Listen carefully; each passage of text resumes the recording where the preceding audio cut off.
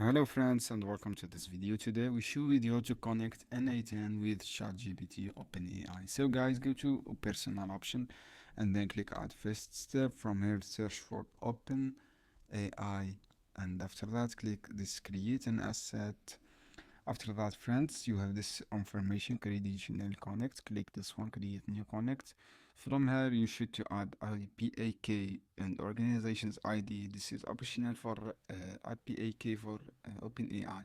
Go to OpenAI and search for APA reference. Click this one, APA, and then click organization setting. After that, just log in your account with the credential information, such your email address and all email information.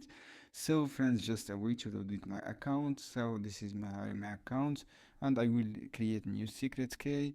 From here add your test name, and this is optional. This is default object, and click create a secret key, and then copy your codes. Come back to N8N, just follow APK, copy paste this code and click just save. As you can see, there was successfully connection.